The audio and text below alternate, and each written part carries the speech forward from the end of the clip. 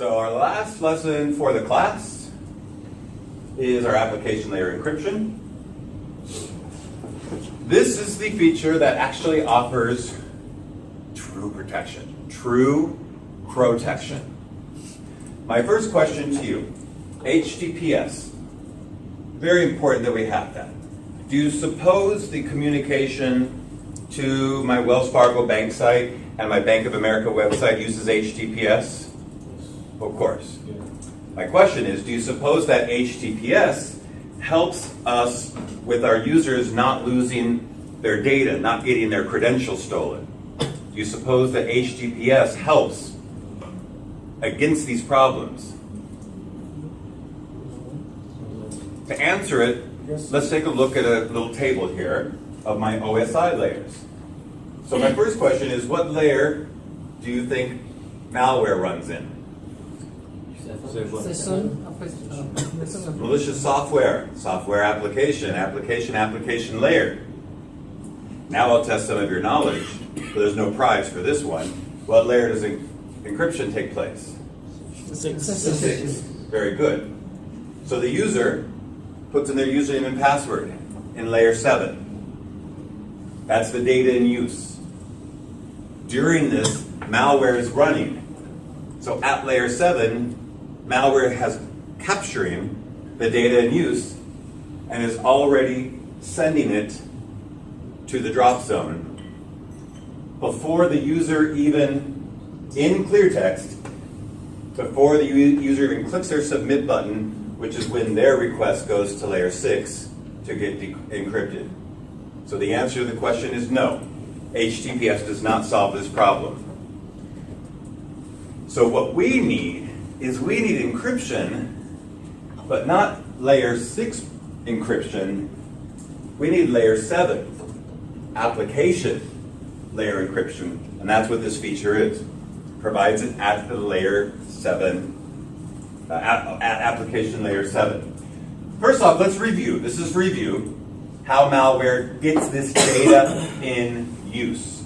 So first off, they've got the malware on the victim. The user is now a victim of malware. They go to their secure website, secure HTTPS, they have their logon page. The malware runs. The user is going to submit their credentials. Whether it asks for another field or not, doesn't matter. They're still submitting their username and their password. If, at this point, they use something like inspection tools to view this, you'll see that we can see the password, even though it's hidden here in the password style. So while data in use is taking place, I can grab it right now, and I have this. The user clicks on that, again, it gets sent, encrypted, as we expect, to the web server, but in clear text to the drop zone. So that's how that happens. That's the stealing of data in use. So our application layer encryption has many benefits. Many. First, web-based keylogging programs that might be running that can capture what we're typing. We can protect against that. Not detect, protect. We can identify stolen credentials. Now there's this feature I don't really have a slide for, but I do like to share it so you understand it. We can take a field, we can take a password field. They're only for passwords. We can take a password field and we can use a feature called substitute values. What that means is, as the user is typing, while the data is in use, it substitutes the values they're typing so that if they were looking at this, instead of seeing that password as their actual password, what they would see their password is like, I think it's capital A, @ symbol, small a, small a, small a, small a, 0, 0, small a, something like that. It's some sort of it has a format that it uses. And so the hacker can still get that data in use. And they can still see, oh look, this is the user's password. What a clever password. It's so complicated to figure out. And then they might try to log in as this. They might try to log into our website as this. They're going to fail because that's not my password. But when they do that, it's going to generate an alert from their device as a stolen credential alert. So we know somebody's trying to steal this one user's password. Kind of a cool feature. We can protect our data in use input fields, any fields on the website that we don't want being stolen. Username, password, credit card number, expiration date, account number, social security number, any of those fields, we can protect them with application layer encryption. We can also do encryption in real time. There are so many different forms of malware on how they steal data. Sometimes they steal data right before it's submit. Sometimes they steal data as it's typed. So if there's a malware that steals data as it's typed, then by the time the application layer encryption takes place, it's already captured it. So we have another feature that actually does the encryption in real time. As they type the password, it becomes encrypted. And then, my favorite feature is obfuscation of form fields. We'll look at that, but the last thing we look at. So first off, here's what it looks like without application layer encryption. So here's my Hackathon site. I've already logged in. So that means I've already clicked on submit. The request has already gone to the web server and come back. I'm using inspection tools to look at the requests I submit. And after the fact, after submitting, after the fact, I can see my parameter names and values in clear text. With application layer encryption enabled, I can select, in this case, just my password field if I want, to encrypt it at the application layer. So that even if malware is stealing this data and sending it to the drop zone, that's what they will now get. And the only device that can decrypt this is WebSafe. I can actually decrypt all of my form fields if I wanted to, or encrypt. So I can encrypt both my username and password so that none of that is visible. So that's our standard application layer encryption. Again, it essentially takes place right before they move to layer 6, right as they're about to submit, essentially. That's the way I like to think of it. And then we have keyboard logging programs. So here's what keyboard logging looks like. And this is what it looks like for us without any protection. So the user starts typing their username and their password, use the tab key and so forth. And this is capturing everything that they're typing. So if I have a malware with a key logging program that's capturing this, and I can now, as the hacker, access this file, I can get a lot of information out of this. It's not very hard to decipher exactly where the password is. By the way, it's a fun animation, yeah? Keyboard logging protection is only enabled on password style fields, and I'll explain why in just a second. So in this case, the user's already typed in their username. They've moved into the password field, and they start typing their password. In the key logging program, WebSafe is now injecting massive amounts of gibberish text. You'll notice it's not going into here, only into the key logging program. Now, of course, mixed inside of there is the actual password, not in red, of course. Let's do this so you could see it.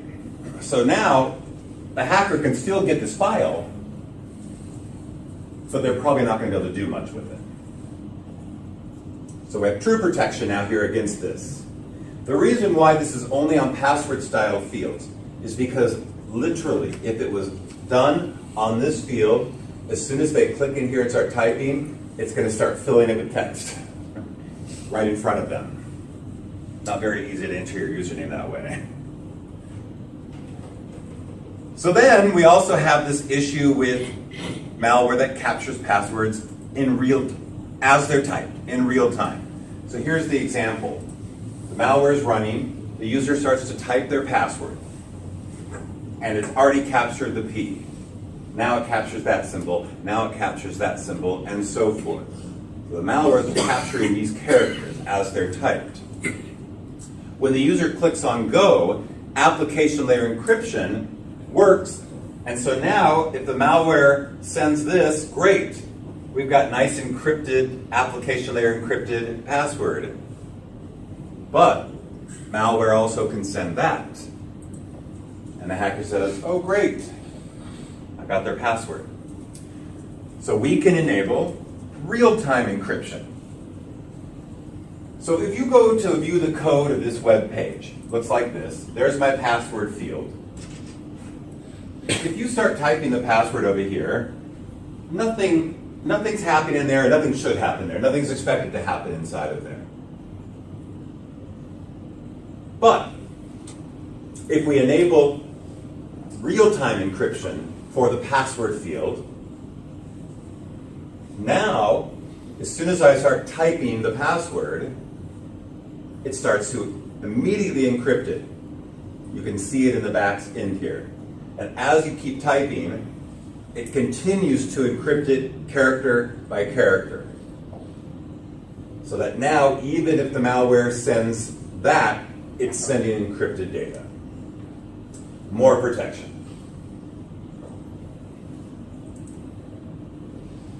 So now that malware can no longer succeed. So earlier I asked you a question earlier. I said, how does my hacker create malware against my Wells Fargo login page? How can they create the malware JavaScript to do stuff to my login page? And you said they just have to view the login page, view the source, view the document object model. That's all it takes. That's the vulnerability we have out there in the world, is anybody can view the back-end code of our website. And that makes it very easy to interact with it with JavaScript and to create malware that interacts with it. That's essentially what allows hackers to manipulate and hurt our pages and create malware. One of those vulnerabilities is just being able to view the parameter names. That's all the hacker needs to know which parameter names to send to their drop zone. I want the username, I want the password, I want the CC number, and so forth. So once we add field obfuscation for one or more of our fields, now what the hacker sees is this. The field names are now obfuscated. And not only are they obfuscated, but watch what happens every second. They change dynamically in the page. So now, if the hacker's trying to create malware that says, grab this field, the field name is this, no, the field name is this, the field name keeps changing. How can they create a malware to manipulate that field when they don't know the name of the field? So that's actually very cool. But there's still an issue. We can still see a lot of information in this form. We can see the whole makeup of the form from here to the end. We can see all the inputs, how many inputs there are. Knowing the makeup of the form still gives the hacker information so they can manipulate it. Even though they cannot affect those two fields anymore because they don't know the name of them, they can still insert a field right here or here or do something. They can still interact with that form. That's without decoy inputs. If they add a feature called decoy inputs, then this is what they see.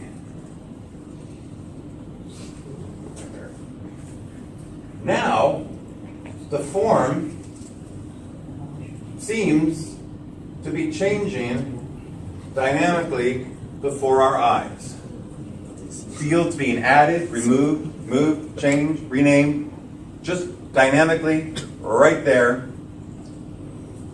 To the user, when they're looking at their login page, they don't even know anything's happening unless they go to view the source of the page. Doesn't change the functionality of the page whatsoever.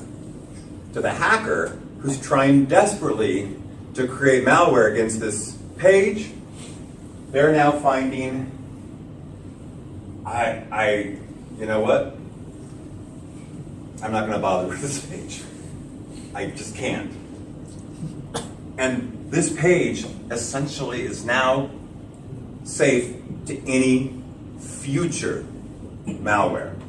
So although we can't help this customer before they came to F5, we can at least help them now, true protection from this point forward, if they utilize all of these features. And again, this is one of my favorite features of any of our F5 products because it's so unique and it's so fascinating how it works. And what it does is so powerfully strong in terms of security protection. All those numbers we saw at the beginning of this, those high numbers of organizations at risk, losing data, this eliminates that. I mean, it literally eliminates that risk. How can they not use it? How can they not want to use this feature? I don't know. Maybe it's because it's so complicated to set this up. Maybe that's what it is. Let's see what we have to do to set it up. Well, we already have the profile. We already have the URL. So we'll go to our login URL. That's the one I'm concerned about. And we need to select this and click on Enable. That is a lot of work. Understood. Too much challenge. Almost everything's enabled by default. The only thing that really isn't enabled by default is the decoy inputs, but that's one checkbox. That's all we have to do. Now, this particular feature does require one extra step. Maybe that's it. Maybe that's what scares everybody, is that one extra step.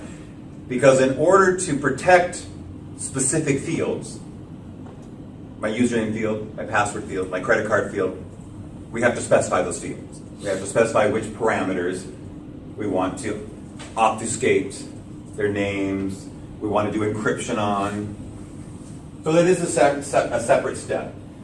So we'll go to our parameters. Some of you did this in exercise 2. You'll add the parameter names that you want. I think we have our password parameter here. Over on the right is where we'll see our 3 specific application layer encryption features. We've got encrypting. This will encrypt it, application layer encryption. This is what does this. And then this is what obfuscates the name of that parameter on the form. When they look at it, when they view the form in tool. So understood. That is a lot of work. Now here's an interesting thing about everything we just covered in this lesson. I have also just taught you another product. I've just taught you DataSafe. You've just learned the new advanced WAF feature called DataSafe. It is exactly the same thing you just covered. It's configured exactly the same way. It's just that it's part of ASM, not part of WebSafe. It's part of advanced WAF, I should say, and not part of WebSafe. So now, the really great thing is I truly would love to protect as many of our F5 customers as possible with this amazing feature. So if adding it as DataSafe with advanced WAF gets it in more of our customers' sites, I say great. Because that makes it us savior. We're the savior in so many situations, so many customers' situations. And you guys have a good opportunity to be a part of that and get companies using this great feature.